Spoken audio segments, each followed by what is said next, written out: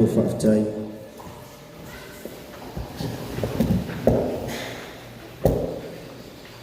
Mili toi ave e sau pati nei afiafi fa maulunga i le inga o le tua.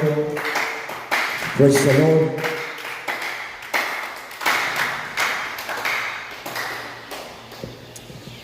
Tatou ifo matatalo fo i le inga i lau fio ta mai ne nei po. Matou sa uni fo i le ni ie matou te whaalongo longo. Au e feta lai ala ia ua fionga pa ia o la matou te talo. Ia e nā tia lava le tangata ma le whaatau waa ai matou te tu ina atu ia te oe. O oe o le whaina unga sili a nganga pa ia i o matou roto. Se ia e whaamala malama le winga o lau au i lau whanau. Whamanuia oe le amataina o le nei maafutanga se ia o ai na whai wina. Ave sea se manatu se langona i le tusa malau fina ngalu. Ia e whawhelo ia se mana onga o lotu mai malau whanau i lau whale te talo. Fo i mama walunga ai se vi inga ia te oe le atua le tama, le atua oe le alo, le atua oe le anganga pa ia. Amene ma amene. Praise the Lord. Ia, vi ia le atua le neia fiafi. Tulai atu fo i le ava ma le whaalo alo, ia ono le fola ina fo i le afionga pa ia le atua. Paftai e lana uauna ia ono le neia ava noa ma walunga. Fai ona uauna atu ia te oe, ia e leo se whaila unga. Tau, praise the Lord. E leo se matua whaila unga. Amen. Ai ale talitonunga, ai le anganga o le atua. Ai le fesoasoania le atua. Ai le anganga pa ia o le atua. Talitono le a whaingo fie. Amen. Patalo whaila na uauna man whaltua. Pa ia lau whainga luenga. Ia o le loa tatou maftanga o te whawhiloa i atu le neia fiafi. Ma lo le su mai matala mai ao. Ia ua mawalunga ai se vi inga o le atua. Amene. Se iau ai whana witi se uo fo iwa. Tatou whaisau ninga whaatasi le nei po. Ia o te whawhiloa i atu i le suafa man malo le li o Yesu ke riso. Me se fo i le tatou uo mapaanga. Ia o lo tatou whaisau ninga whaatasi lunga le tatou live. Ia o te whawhiloa i atu le suafa o Yesu ke riso. Fea lava se vaenga. O e maua mai ai le leo po le upo le atua le nei po ia e whawheloa i aloa ia te oe le suafa manu malolo tātou wali whamanuia tele le atua i lana awhionga pa ia o fola ina le nei afi. Mana ia pe asune ae lau tusi whaatasi maa ufa mole ke nese lona mata au pa sifuru ma le lua fia whaitau ina le whai upo mua se ia whaangata le whai upo e tolu. Hallelujah, ia wa ia tu le taimi. Ia le fatoa tasi le itu la ia manai minute le umelo tatou sauninga. Praise the Lord.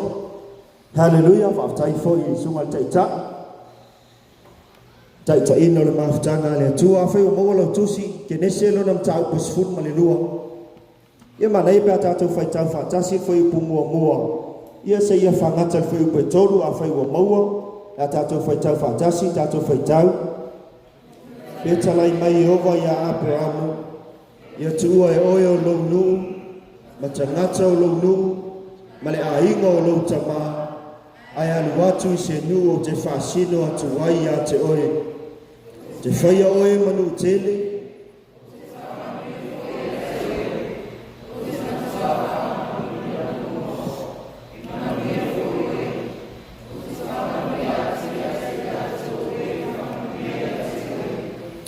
O te whamalai atu fo ia te ilatou o e whetu ia te oe. E manuia fo ia te oe o a inga uma o le lalolangi. Praise the Lord. Ia o le whaiupu mua ia e leo le atoanga o le whaiupu o sina vaenga o le whaitau o le whaiupu mua. Ia o le amawhai o na mauai se whesoa soani e ala i le upo o le atua i le neipo. Amen. Ao e ngā lue ma au na i le whiau ma le ngā lue ngā le atua. Ia e tele e ese uma o tātou langona, e ese uma fita ma whawhita au le whitai ai ma oe mao. Ai au te whawhitai le upo le atua, e le mawhai o na ia, nā tia se whiau e na te talanoa ma iai a te oe mao o lana whanau. Amen. Talanoa i le tai ao ma na ia le hanginga le upo le atua i nau hao a oina. Whaautu ina ai e le whai a onga e whapea. Ono sai o le atua ina ia tātou maua le ola tanga. Praise the Lord. Hallelujah. Au tātou au ona mga lulue ai le ngā luenga le atua. Ua whetalai mai le atua. Ua ono sai mai lava o ia. Ona ua ia le whātuai e pei o le manato tangata. Ona ole ola tanga maua lunga e manao ia. Ina ia fua ina atu ia te oe ma. Amen. Praise the Lord. Ai fliti ola fai mai le atua ia eskielu tosu mal tololon fai posu mal tas. Fai mai le atua ia eskielu. O te ola, o te le fia i le oti, a le tangata a mio leanga. Ai a fai e liliu ese le tangata a mio leanga a iona ala. O na ola i leo ia aisia. E le manatu o ia ina ia whano le tangata o le pale ali o ana ngā luenga. Amen. Praise the Lord. Ai a toi fia talai fo ia Yeremia, lusu maliva sumatasi fai mai. Lau whana ue o ilo manatu o te manatu a ia te outou. O te manatu i le manuia. Ai leo le malaia. Amen. Ai to e tali le ia ne tonu suma le ono. Awa whapea lava o na alofa mai o le atua i le lalolangi. Ua ia au mai ailo na atali e to atasi ina ia le whano se tasi. E whatu atua ia te ia. Ai a maua ia le ola e whavavau. Praise the Lord. O le ono sai, o le whapale pale, o le alofa ma le whamaoni o le atua. Ona ia tātou maua le ola tanga tātou te au aunga wai a te ia. Amen. Maua la ia leo le tala le whaila unga le tai au. Ona ua tātou iai le ola tanga ma le wha ola tanga leo ua tāpena ia mo oema. O le wha ola tanga e tāte ngā lulue ma au aunga ia te ia. E ala iau ti ute ma o matafa ioi. O te au aunga ma o tautua atuai a te ia. Ona o ia na muai alofa mai i lou o langa ma lou soifua tautua. Amen. Sau patevi ia ile atua.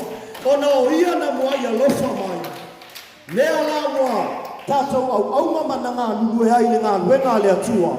E ta tau ana tātou i loa lou ti ute ma lau matafa ioi le au auna ma le fe aua le atua. Whanau la ielo se manato le afiafi ngei. O lo ti ute ma lo matafa ioi. O lo ualu e tusa ma le whaasino mai le atua.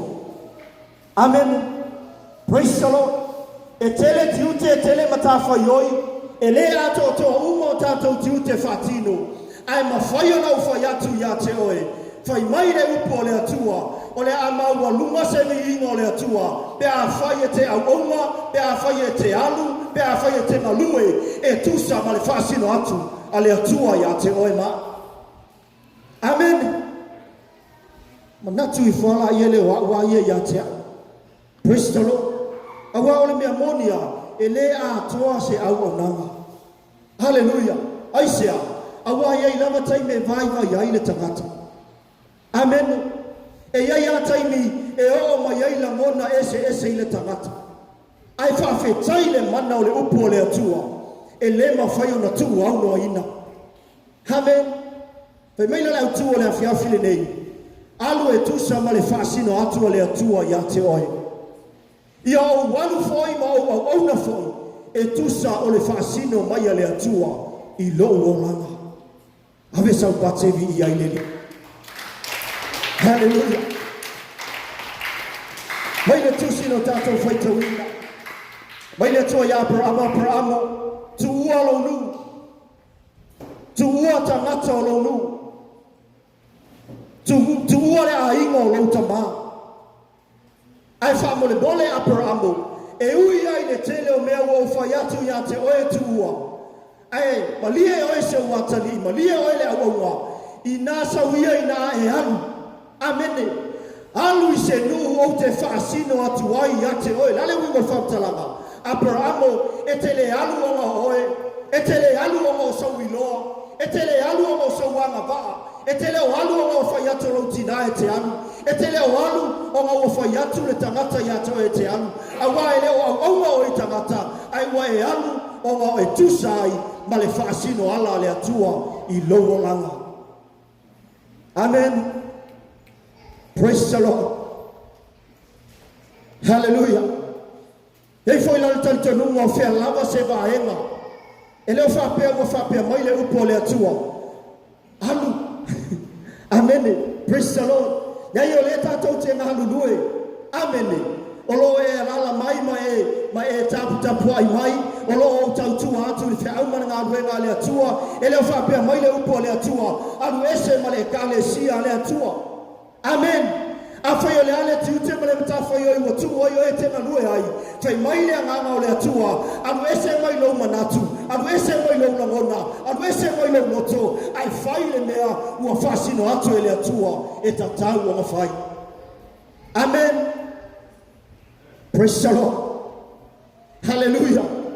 Ei te me fai mai au e ia te au se tina o le mele e sau o le mele te tau na fai.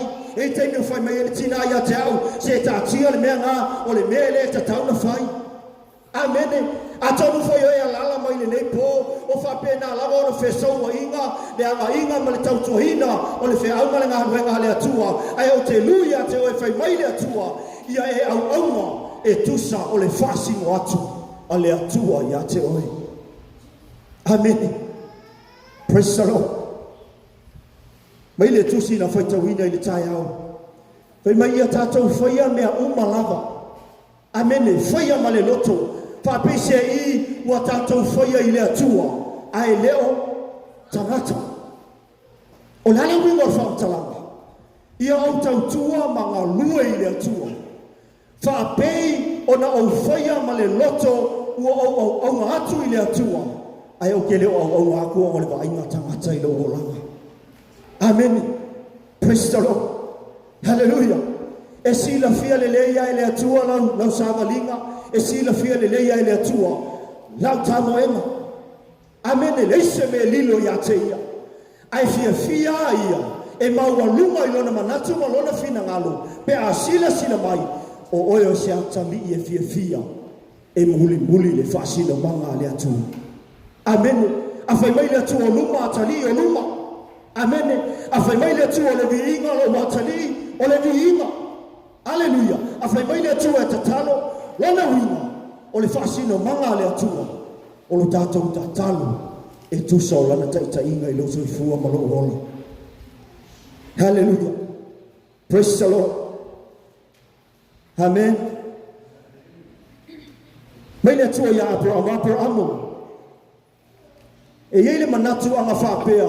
O au le o tala noa mai ese angelu mai le langa.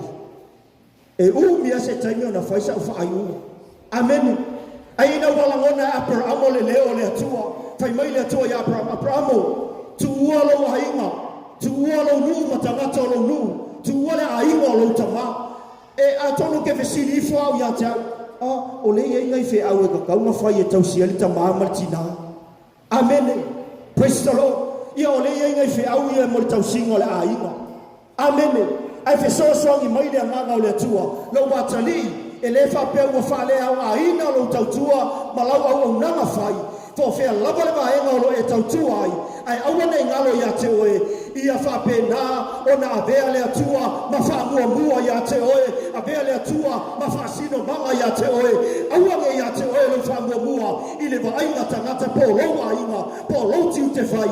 A ia whamaungoa ia te oe. Ia maunalunga ia te oe. Le fina ngalo maunalunga o lo tātou atua. Praise the Lord.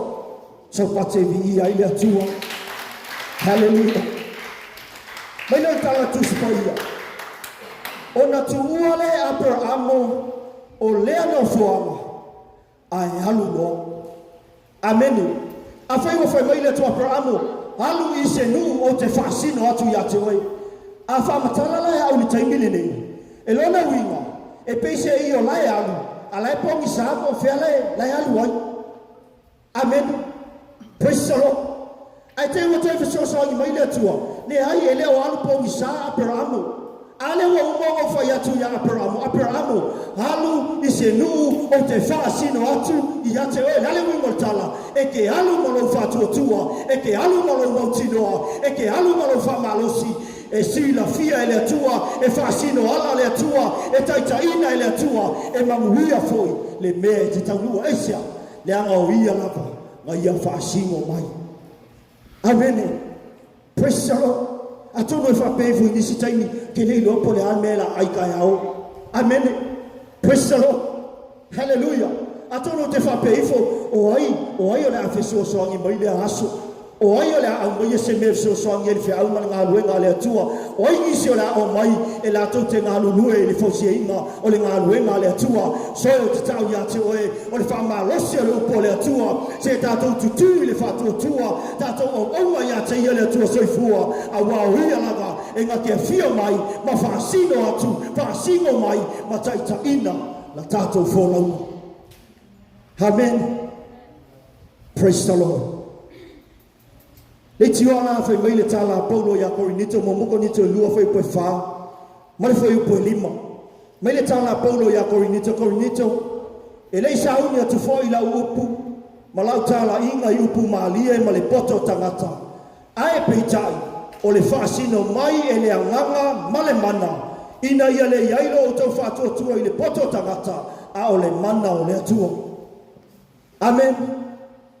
Fai mai Paulo Korinito ina nei fase se ina ni manatu e lei sa unga tu foi la upu ma la tala inga ona o le poto tangata ma le poto tangata. Amen. E lei sa unga tu la tapenanga ona o le poto na o ina. Amen. E lei sa unga ku foi le tala inga ona o se mea ua yate au lava ai fai mai le fai unga upo la apostolo ai peitai o le fasino mai e le anganga ma le mana ina ia le yailo o tō whātua i le poto tangata a o le mana o le atua soifua. Praise the Lord. Te lope a whasingo e le atua le ala e te alu ai ma le ala e te ngalue ai ma le matawha ioi e te ngalue ai o le mana o le atua e taita ina tātou. Amen. O le amanga o le atua e na te taita ina lau sāwalinga ma lau wholaunga o le whasoa mai a le atua e taita ina i tātou. Amene. O le whaasino mai a le atua e taita ina tātou o lana whanau. Praise the Lord. E ngau whai atu nei teimine o luma o lunga i o tamatau i anga vale i o tua i. Praise the Lord. O whalonga la iene yaso i o waonga atu raina ni whai aonga e tusila na la au le me mana o faitau e nga tusi atu lava faitau mata maiti haonga. Amen. O utanga la yele o au ya tu au le upo le atua a fai e tusi le limo le atua i le mea o te faia o le na lava o te ana inga mo le atua. Praise the Lord. A fai e tusi le ao le atua o oia le usa au onga e te ngā lue i le mea ingo le whawhautua o longa ta whai hoi e te whawhautua e tusa o le whaasino mai a le mana o le atua i ate o e maa. Amen. Praise the Lord. A whai whai wai e halu e te tālai pe te alu e longo atu le upu o le atua i seo mo mia lana pisosoangi. Awa e te alu o longa whawhau apa. O i anga ulonga whaula inga i tangata lea se koe kuri kakao a kamane pi maa ngai a i le pito lea au le tu fo ila ea lenga e alua koe te tālai ai pei e te ena mai o e pei e mamafa mai a upo tangata i a te oe e pei e wha tuatua na i alau afe ngai piko ngā aisia langa loa i loa manatu o loa e sila fia. Praise the Lord. Hallelujah. Ai a ho ina feta lai mai le atua e le mawhaia na whaia so loto e whaia lava le me whaasino mai ia i te oi maa. Amen. Praise the Lord. Peila ona tātou tā ua fōi pa a nginga fōi le aso na nafi mai le toi Abraham o halu i se nuu o te whaasino atu ai a te oi o le wala au ma le poro kalama le atua e tua e le atua oi le mea e peise i e whale mauti noi a te oi ai o le vaenga le nau atu ai o ele atua se ia whapena o na tā pena ina ai louta ngata whatu atua i ate ia. Praise the Lord. Hallelujah. Aisia e manao ia nga ke whaasingo mai ai le manao ia o te whaia lava le meu te loto iai. Amen. Praise the Lord. Ali tiona au por whai salamo awa a whaia lea tina ena i ova le whanu e ngalu e fua i la tō e ati ai. A whaifoi e leo i opa le ai e mata ala fua i la tō e leo. Aisia, lona winga ua noa le muli e tusa ma le whaasino mai a le atua. Praise the Lord. Hallelujah. Talala leno faita wina. Ina wabala awele atua aper amo e alu iselu. Lona wina. E alu aper amo ua ya te ia le fatua tua. Ua ia iloa ia le fasino ala le atua ya te ia. Amene. Ona. So ni mai le upo le atua ile mafofau. Lo watali.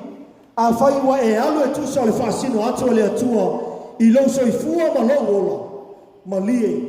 E yailu I tau le fasino atua le atua ya te oema. Amen. Praise the Lord. Hallelujah. Ele so longa le le I pea lo walu le mele o fasino atua le atua. Amen. Awa pea na tau tino ila apostolo Paulo le ngā luenga I luas fulu. Ina ua lata le tamaloa. Lata le taime anu ila na malanga. Muli mafau matia ilo na ola. Ona same o ia maua faile mawaenga ma le ekalesia. Fai mai lea wana upu na fai angai le ekalesia I Efeso ma au auna ia na ami o mai le au auna. Fai mai lau a inga I le li. Ua lata le taimi o te halu ai. Fai mai le mana tau upu. Ile ngā luenga na I luas fulu fai pue. E se fulu ma le iwa fa ngata luas sumal faa. Fai mai o te le iloa se me tupu ia te au ile mea lea o le au walu ai. Amene. Aita fai mai upo le apasolo. Paule mea leo te iloa. O loo moli mau maile nganga pa ia ia te au. O loo iai no tanga. O loo iai ti ngā. O loo iai whawhita auli le ala. Ai o te le mawhai. O na o nā tia. O te le manu foi lo wola. Ai o te nau. O te alu e whatau nuu. Le moli ina o le whiau ma le tala le leia le atua. Praise the Lord. Hallelujah. Hallelujah ma le whakatalanga. O le tātou au aunga mga lulu e tusa le whasino mga le atua. E iai lu I tau. Amen. E iai whita. E iai whawhita uli. Ai aua e te poponi. O lo so I fua ia. Amen. A whai e te talitonu iai o lo so I fua le atua. Pe o nei whia talai a Mose. Tau ia Israelu. O au o le hola lava lona winga. O au o le atua mai le vavau. E o lava le whavavau. O te le suia lau a lofa ia toi. Ame te le alanga ai. E le lei le atua. Praise the Lord. Hallelujah. Mai le lui tau mo mu o le whiau o le awhiawhi nei.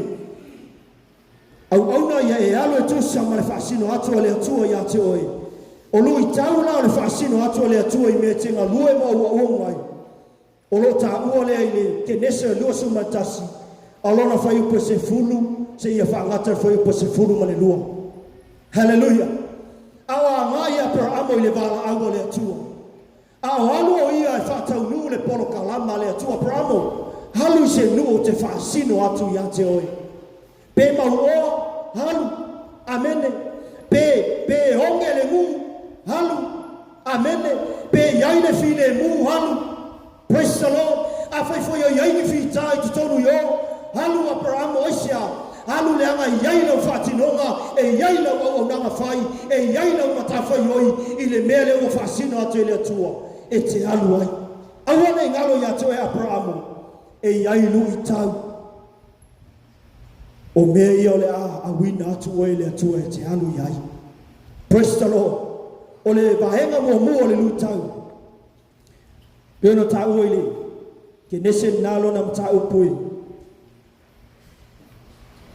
Lua se fulu.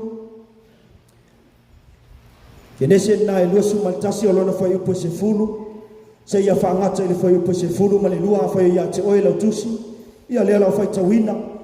Pe mai le tala. Pe na tau le foi po se fulu e whangata suma lua. Mai ua le valu foi po valu whangata suma lua foi mai ua tupu le tama ua te ama le susu ua foi a per amo le tausa minga tele I le aso na te ai sa ako ma le susu. Ua vai foi sawa I le tama a kawa le ai kupito na whana wina e ia ia a per amo o lo tauemu ia. O na whaiatu le o ia ia a per amo. I nā tūli e se ia o le nāwha fine polonga malana tama.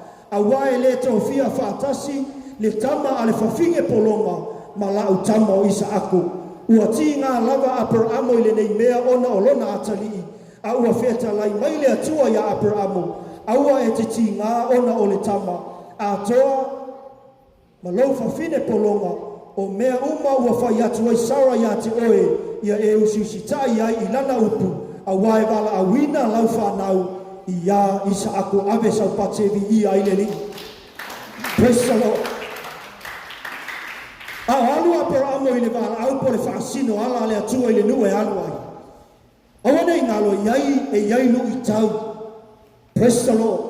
E iai whaafita au, e iai whita pese i e te manatu i fwe le te tauna o mai. Amene. Pea tato whaitau le i le mele nga haluanga iai ia malana wholaunga. Au le tau nuo ia i le mea na whola ina po le nuu lea. Aina na wheta lai mai le atua ia te ia. Onga o mea ia na tutupu le ala. Whai mai la ielo le tala le atua. Inga ua whanaua isa maedi. O le atali leo apera amo i le tinalea mai ai kupitu. Amene. Ua whanaua isa ako. Whapea la apera amo. O le alawa o kei ala me uma. Amen. Asia o le ua to o lua langa whangau. Hallelujah. Praise the Lord. Whapea la ta malo ia. O le alawa o manguia ia nga poloa i mai ai le atua. Amen. Ale o whai mai le tala le atua. Apera amo halu i se nuhu o ke whaasingo atua ia te oe. O ke whamanguia ia te oe, e manguia lau whangau, e manguia le nua e te anuai, e o ke whamanguia ia te oe, o ke whetu fo i e la tau te whamalaia ia te oe. Whapea la peramu. Ua manguia la kama. Praise the Lord. Whapea la le manato le tama. Ua manguia la, ua leo koe polea, a leo wa sekirime. Hallelujah. A leo wa iai au watali. A leo wa iai au lafumanu. Sekir kama. What else? O le ale si meo ke popole, o le awa soolonga le leimea, ai ua te ila alta maloa, inga ua musu watu le atua ia te ia, a peramo, ia e usi tai le tala al tinanga ua fai atu ia te oe. La le winga whamtalanga, tuli ese le whawhine polonga malana tamanga ia te oe.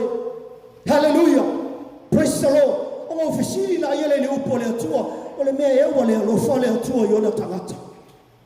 Amen. O le fesili, o le alofa e ale atua i ona tangata o le pale ali o ana ngānu inga. Amen. Ai koe fesoa soangi mai le atua. Mai le hai. Ala ua lofa le ngau fai atua i le whawhine. O le winga o le ngō isa maeli. Ua whaafafonga ina i le atua lona leo. O ke whamanguia a kawa ia te oe. O ke whamanguia i lau whagau. E tupu tele le nuu e tupunga mai nā. O ke whamanguia iai. Ai malia a paramu. O lui tau o le wholaua. E iai mea te tau o ngāwe ese. Praise the Lord. O le whaasino mai a le atua ia te oe a paramo. E leo i mo whaasino atu ia te oe. Le ai o lau atali. O isa ako lea. O le tama lea. O le wholanga. O ia lea. E whaitawina ai lau malo. E whaitawina ai lau ngafa. O ia lea. O tusi a ao ai le atua. E lei whaasino inga i le atua. Le tama lea. I ngā tuli e se ia. A wai leo ia le tama wholanga. O a paramo. O ia. Ua whaapolo kalama ina i le atua. E awala mai ai aisa ako le manuia o le lalo langi uma. Praise the Lord. Hallelujah. Hau e ai lai le mea ngai whaasinga o te le atu e te ngadue mai a uongai. Mani e ai lui tau o le savalinga. Amen. Praise the Lord. Hallelujah. E ui aina ti ngaha. E ui aina le longa maa lia i le whaalonga a paramu. Ai whai mai le upo le atua. Wa ia ave esea. Amen. E uia e le longo malia i langa whaalongo. Le anga ua maule maule upo le atua. Whai mai ngā ua whai atu le tala tina paramo. Ia kule se loli finge le malang kama. Amen. Praise the Lord. A wai le kou fia whakasi tama le malau tama o isa aku. Whai mai le tala tu spa ia. Ua makuala ngonga ale ti ngā ia te ia. E uia i la ngona mama natu e tele ngā kukupu ia te ia. Ai nga ia whaia anga ia besea o ngai maua lunga ia te ia le whaasingo mai a le atua i lona soifua ma ngana au ananga. Amen. Ele ave isau pate vi ia i le atua. Praise the Lord. Te rei nopo e alala mai le awhiawhili nei o iai se lui tau o nā lawe te rua whinau. Amen. E o ai a te au. Praise the Lord. O lo tau pe le tau a whale nganga. O lo sila pe i le atua malona fina ngalu. Amene. E ele taimi wa tusi e lava lau lima ia ele meo te loto ai. E ele taimi wa manawa au ele meo o te fia fai. O ke fai alava. Amene. E ele taimi wa mangawa au ele meo te loto iai. Ma o savali lava whakingo. Hallelujah. Ai ngalo ya te au e yaile taime musu ma yaile atua e leo mea uma e te manatu ai o mea mai le atua e yaile fasino manga le atua e sili atu na yole manatu na ya te oe na yole manatu le ya te au ai maua lunga lona fasino mai. Hallelujah. Praise the Lord. Te le lopo e fiu e tuli e se le ita. Amene. Te le lopo e fiu e tuli e se le fa maua lunga. Hallelujah. O te le nopo ai ke fiu e tuli ese le tui na nau. Praise the Lord. O ke le nopo lo ke fiu e tuli ese le manao tele. Amen. O ke le nopo lo ke fiu e tuli ese le loto fama ngalu. Ai wa feta lai mai le tua o a fasino mai le tua. Awa ke ku mawa nga tuli ese asia e le fai kau inga fa kasi menga pale bala au le tua I lo soifua malo wala. Hallelujah. Praise the Lord. Amen. O te fiu e fai. E le iu se le iaisea. Nanga rawa lewa musu mai le tu e tuli ese. Praise the Lord. Amen. O le pasi a kua pasi mai. Hai. Praise the Lord. O le taxi a kua taxi mai. Praise the Lord. Hallelujah. Ai mama hui ma le tua. O ka solo ke fa kola ka mala fa kurfia kama. Praise the Lord. Mo leva nga mga o le atua e tuli ese. Aisia e le faita wina fatasi. Male bala au o le atua I lo soifua malo wola. Hallelujah. E ngailu I tau o le sabalinga. A fe mai le atua, lo watali. Halu. Praise the Lord. O ke fasingo atu ya te oe. Lona wina. E ke halu malo fatu atua. E ke mofo malo mauti noa. E yaile kaine koe muso koe le atua ya te oe. Hallelujah. Timi te manatu faya. Ile sao la me ngalue me kamanea. Praise the Lord. Ele leila nga me lai fai.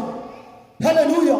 Ai fe so ngi mai le tua. Se wa leva ka ngo remove nga negative thoughts. Hallelujah. Leva ka ngo avese. Le anga ele tu so ma le fina ngalo le tua. Hallelujah. Tuli ese. Tuli ese le fofine. Polonga mangana tamba. Ele fa peola e ku ua ku loa maka longa fa solo kuli lo ka ko lo ai. Praise the Lord. Hallelujah.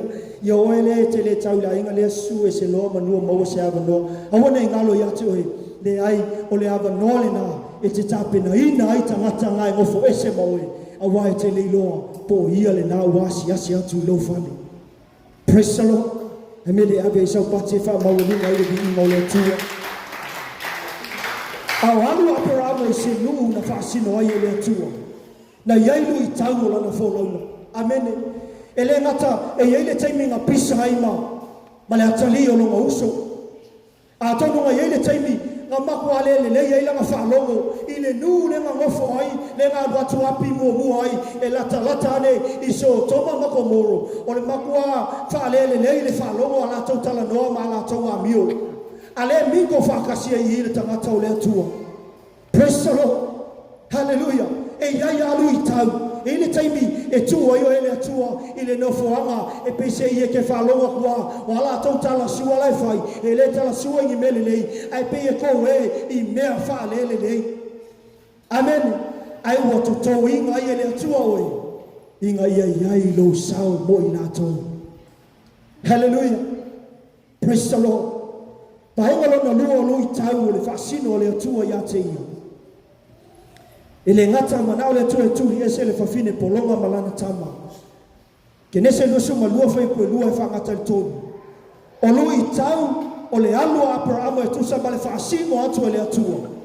Ele ngata ngalu ata maloa. Ai nga koe fai atu ai ma fasino atu le atua. Tuli ese le fafine. Na tuli ai Abrahama.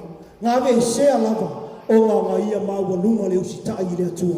Pahenga lona lua. Lui tau o le fasino manga le atua. Na alu ala tamaloa ma au mafai uma mea na fai mai ele atua. Ai ua teila Abrahamu. Ina ua toe musu watu le atua ya te ia. Abrahamu. A mailo watali ile nae totasi. A mailo watali ma e sau ile mele o te fasino atu. E te osi ma ia ile taulanga ya te. Praise the Lord. Abrahamu. O le ngawa e mamuia. O le ngawa so longa le nei. Ai malia e le awanga. Au mailo watali e osi ma ia ile taulanga ya te. Lui tau o le savalinga. Lui tau o le fasino manga le atua. Amen. Praise the Lord. Pele tala Abrahamu. Oka. Kele foi le mea wa puli e se ia. Se waka li ima se ia masifa fine masitina. Amen. O le ai atu ina ua. Le foi lala ma te whafsanga i malitina. A le foi wa feta lai mai le atua. Matusi a ao mai le atua. Abrahamu. Le tama lea. Au mai osi mai le taulanga ia tea. Praise the Lord. Hallelujah. O le fesili. Na te ena e Abrahamu o le fasino atua le atua ia te. O le tali le ai aisia. E maua lunga ia te ia.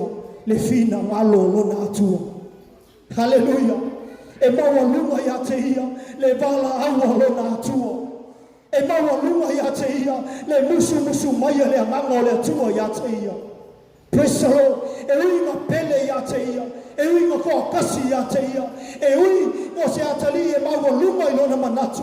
Ai wa ia le natia. Wa ia le tau fia. Ai wa ia whaia lava. E kusa o nga tusi a au mai ai le atua. Praise the Lord. Nā se mea ngai pele ia te oe. Amene. Te lole si wa enga le nga fsosoangi mai ai le nganga o le atua. Le tala le atua le nga whaia Abrahamu i le amatanga. Halu i se ngu o ke whaasingo atu ia te oe. Praise the Lord. Ma halu la iele o Abrahamu. Whai mai leo le tua. Abrahamu. Halu i se ngu o ke whaasingo atu ia te oe. Whauta o ke whamanguia ia te oe. E manguia lau whangau. E manguia nu humo lau langi. Onga e kupunga mai ia te oe. Praise the Lord. Kilo. Ele kau ngūri ngā kala i le amatanga. Praise the Lord. Ai inga ua ia tango i le mele ua sili na tāua ia te ia. Matu ina atu e pei o kusi a au mai ai le atua.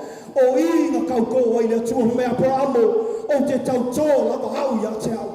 O le amaku a whātoa te le ina. Le lalo langi. Ma le whāmaru ianga. O na ua e le tau fia lau watali. E pele ia te oe. Aua e whaia le mea ua wheta lai atu ai le atua. Hallelujah. Praise the Lord. Ave. Ulale hunga whamtalanga. Soani mai le atua. E eile taimi. Ua tele ailo ma fau i tiu te whai o le ainga. Tiu te whai to tono whale whai ngā nuenga. Tiu te tau ave i so se mea tātou te au au ai. Ai wheta lai mai le atua. Lau atali. Surrender all. Hallelujah. Lau atali. Surrender all. Nale winga whautalanga, e te ngalue, e te alu lava whatino, ai awange ave yailo manatu, awange ave yailo atoanga, ave lo atoanga i le atua, saule atua, wha atoa, matafa yoi, mautu te whai, wha akole melea, wha atole melea, wha akole me uma, olo e tauma whai, e whaia i lo whatinonga, ai yaile whasino manga, e sili le fina ngalo le atua. Hallelujah. Surrender all. Se saule atua e te ke alo wainga. Se saule atua e te ke alo awanga. Se saule atua e te ke ala tātou ngānuenga. Praise the Lord. Toi mamau lunga se vi inga i le atua. Ona o lana upu whauina i le neia fiafi. Ona o le suafa manu ma lolo tātou walio Yesu Keriso. Udui na atu le ama noa i lana launa. Ia me whauina i upu na atua. Amen.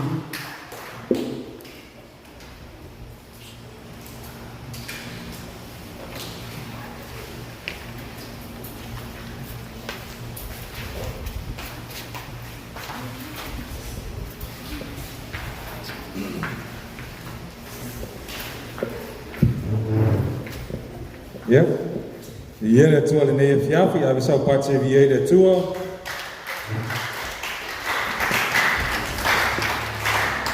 whaktai atu le suna le ia pale mo le whi au matanga o fie mai le tua. Amene. Se malmana i o nei whi au wha mai le au tu o tātou o le whi au o le tua le nei e fiafi. Tau on tātou o e tusa ma le whaasino manga a le tua i o tātou o langa. Amene. Al whaasino manga o le tua peona e whaafonga e fui le nei e fiafi. Mai e ilu I tau o le whaasino manga o le tua. Amene. There are challenges.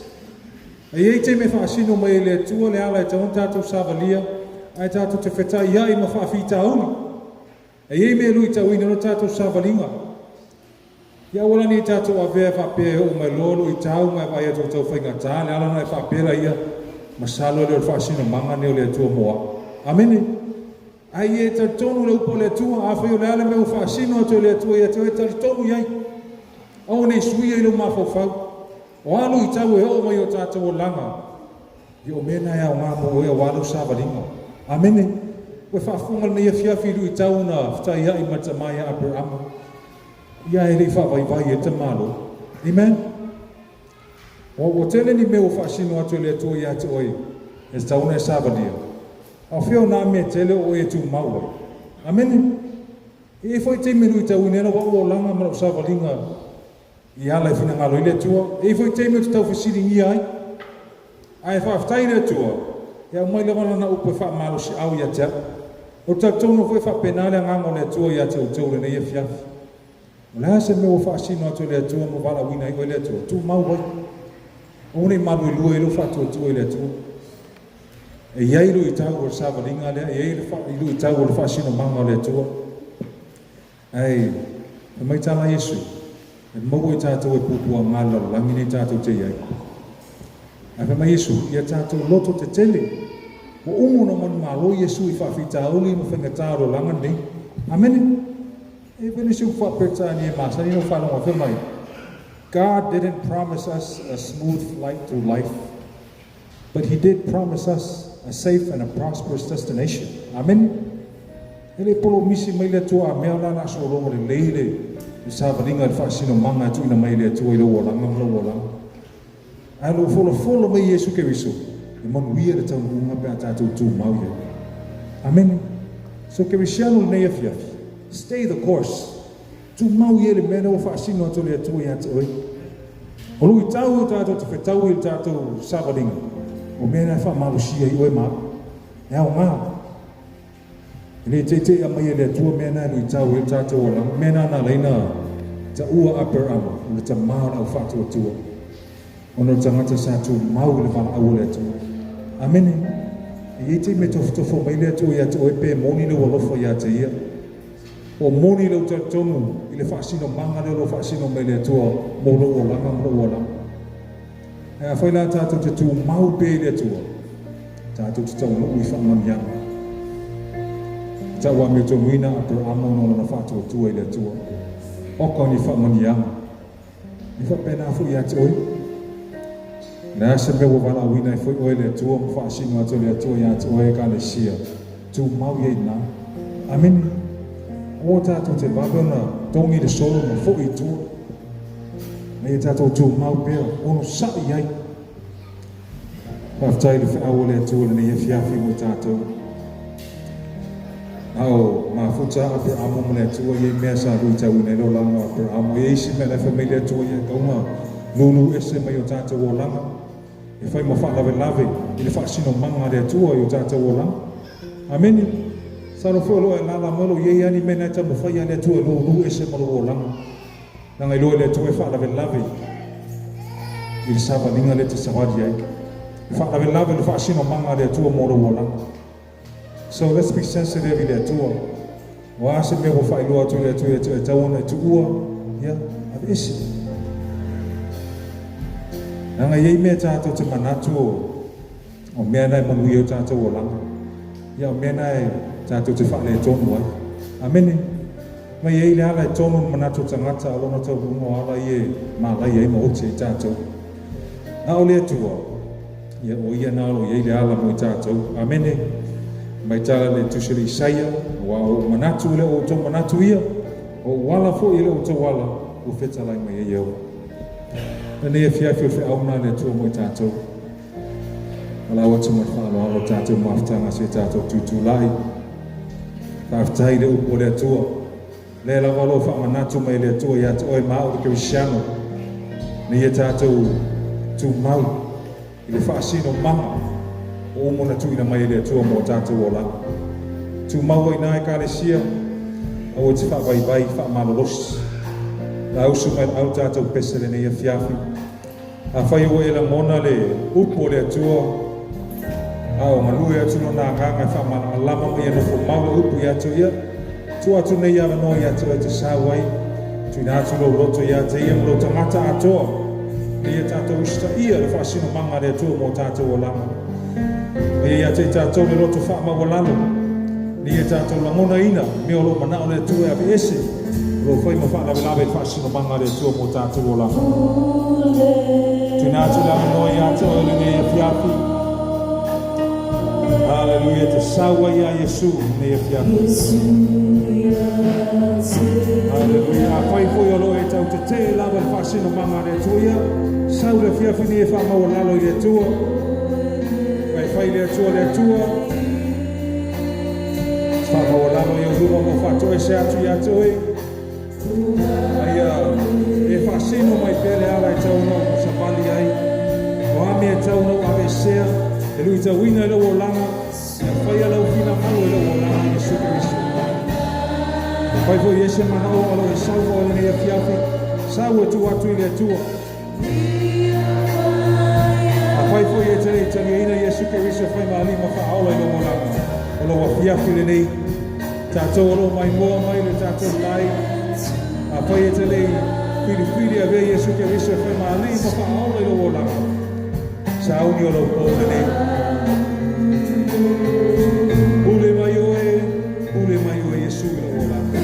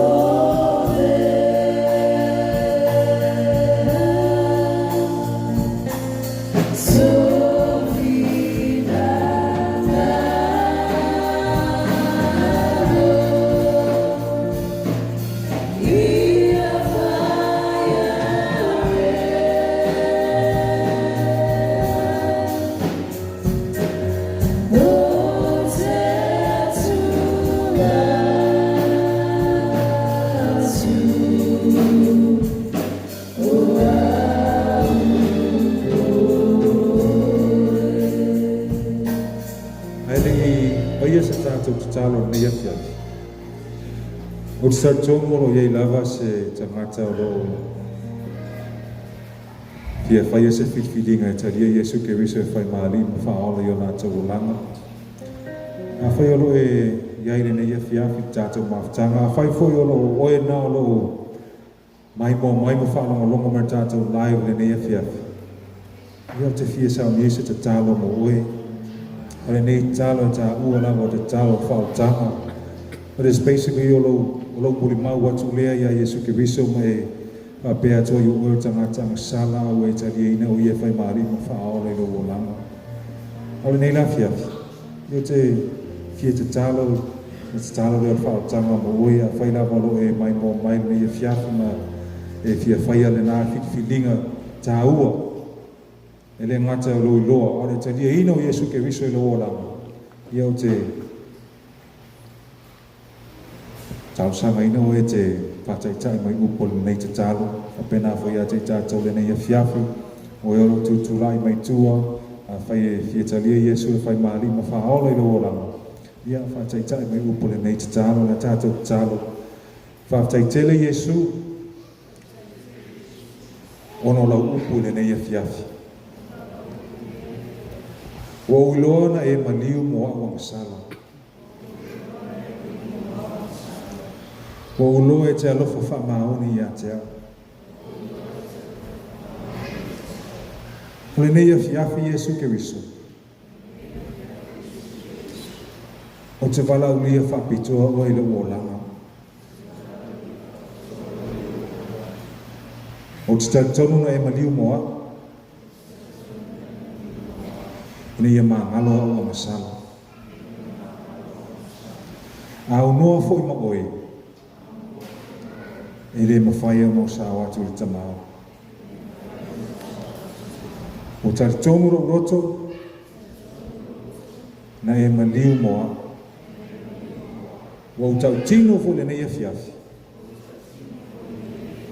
E whai o e maari ma whaaola i loko o langa. Whao ngā so to toi o loko o langa. E au nai mo oe. A vea oe mauta maa. A vea au mau whanau. Whaaftai Iesu o whaola ina. Tu mau ia te oe lau lava vi inga. Amen. Amen. Ngā tātou tāla mo i tātou roi lumai nei. Whaftai tere ta mamo i lātou o mai lau o fio nei a fiafi. O lātou whaalongo, o lātou usta ia lau upu le atua. O lātou o mai fo i le atua. Ona, i fia whaamalusia pero lātou maftanga ma lau o fio. E ala le whaasino manga wa umona e whaasino ia te lātou te sāba lia le atua lo mātou tamai. O lau te tālo le atua, mo i lātou o mai ono lau upu le nei a fiafi. Nga lue pele mana o ea nganga pa ia. Whaima, tai ala ia te lātou ina ia whaasino ina. Ala e hao na lātou sāba lia. O a foi mea, e te tautonu le atua, o lo whaima whaalawe lawe le whaasino manga. Whailo ia te lātou le atua. Io e foi malu i tau, au mea malo losia i lātou le atua lo mātou tamai. Ia lātou loa lau fina ngalo malo loto le atua mo i lātou. I te fina ngalo na ia manuia i lātou le atua lo mātou tamai. Tai oe, sāwaringa lau whanau le atua. E nei ia tau nu manuia, ma vi i ai oe lo mātou tamai. Oi foi se tase o tu lai ono mai o le tino.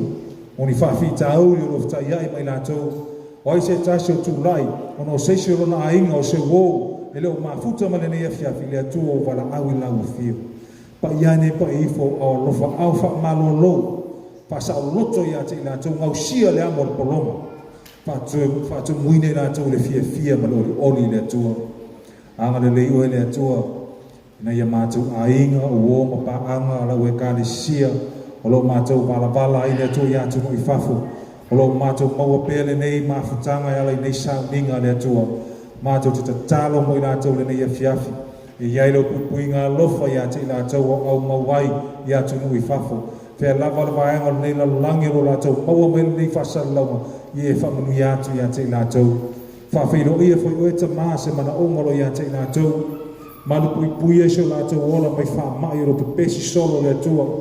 E iai lo file mu sau ina i lātou toto pa ia o Iesu Keriso. Maua pēra mātou whiro inga fia mai lātou le atua lo mātou tamai. Anga le lei oe le nei a fiafi. I lau au auna sa taita ia le sauninga a lau e kāre sia. Meise lau au auna lea sa tūtū lai ala le fola ino lau upu le atua. Ia tū mau pēra whaunga mana i luma ia te la ua. Teimi uma la te susu ea ia wa fionga le atua. Ia ngā lue lo wanganga pa ia whailoa nisi mea fau ia te la ua le atua. A wala wale tāpina ino whi au mo lau e kāle sia. I eilo wha malo longa ia te la ua mo. Tono la ua ainga. A vea pe la ua ma tai le lei. O uro a inga le atua. E tai ina pēra a inga. I la ua fio mo lau lama fina ngalo. Pe so soani le atua i lau whaasino manga fui. Ia te la ua le atua lo mātou tamau. Tai fi le mu mo sama le mu. I se tau unga vi ia i oe lo mātou atua. Anga le leile lau te lengo lau e kāre sie ta mā, ma tina mātu tua le tua se o lawa i whana witi. I ai lau pui ngā lofa i a te ngā tau le tua lo mātu ta mai. Whamanuia oe le tua i se e whaura nā sia si mai, ma sana mata mai le nei a fiafi le tua le sauni ngā lau whanau. O le tatalo, i ai pe oe ngā pa i e te mafuta ina i nā tau, i vaianga umo nā tau o langa, ma e whamanatu pēra upu i a te mātou o lau whanau. Anga le lei oe le au o lo langi ina ma pese ina uhi inga le atua.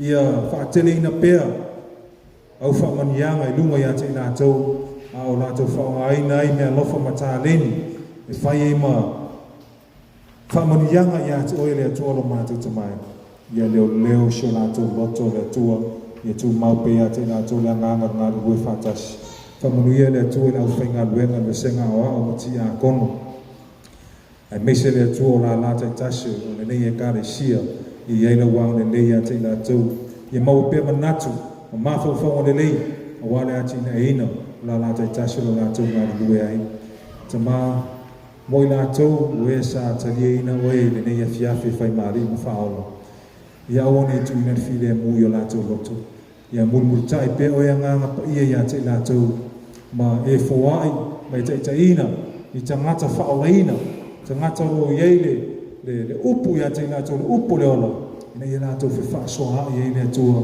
me ia whaamalamala mei nā tili nātou I lau whaarotanga meso lo wanofa tu noa ia te nātou ia tāpena ino nātou wala whaaleanganga au auna ia te oe ma ia whai loa ina whaasino manga mo nātou o nganga le atua ia ta mā o te tālo nā nei e fiafi nei me uma e wala atu lau lawa swafa manmalo swafa sili Yesu Keristo and everybody says Amen.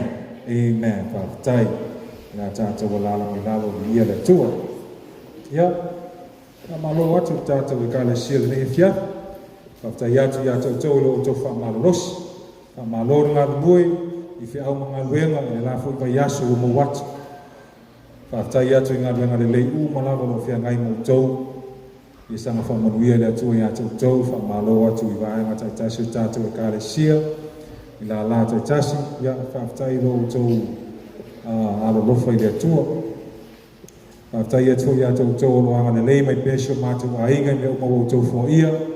Ia sanga whamanuia le atua ia tau. Whaatai atu le au whainga luenga ni senga o ao mati a kono. Ia whamaloro ngā lului. Whaatai atu fo ia a inga lo mawha matau te wino tātou malu. Mātanga o whie tātou whalutakuai. Ia susa uma ia ono lo tau ngā luenga whai pēr. Ia sanga whamanuia le atua ia tau. Ia nei voi vai asu. Ia o tātou a matalia. Ia ana le tele le atua. Si tātou e kāre sia.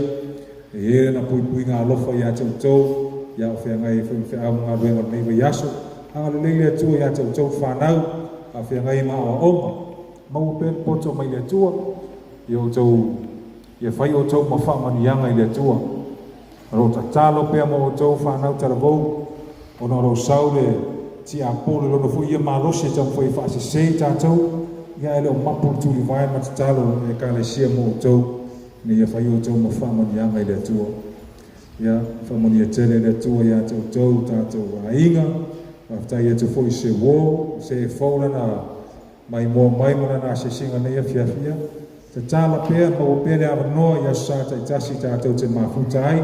Le awa se mana ongaro ia te oe, ia neolo I ele pusa o mana onga I tui nei, ia tusi pepa a sau mana onga, e ngā saura ia trapa te ngā pusa, ia e le ai ma se se ba ai ai. Ta tonu lawa nei e kāle sia o le atua o si la fia me uma. O ia nai whaafu maina ia mana ongaro ia tono nei pusa, ia ai ta tālo le kāle sia, ne ia whaafeiro a I le atua o tau mana oma. Ia o se ngā whaafutai nā, o whaamonianga fo I le neiva yaso, ia o tau si la fia, ia o te tālalo ia ngā duenga tātou e kāre sia, le whana ngā duenga, ia o le a mata o nā whaama ioi me uma, I le vesoasani mai o le atua tātou e kāre sia. Ia, o la mawalawa manua tātou te whelongoa, ia I ma ia o ar tātou ngā duenga, ia le nei lava noa na tui nātu o tātou whailau tusi mo tātou whola wholanga ia o na whātu ua I leo tātou saning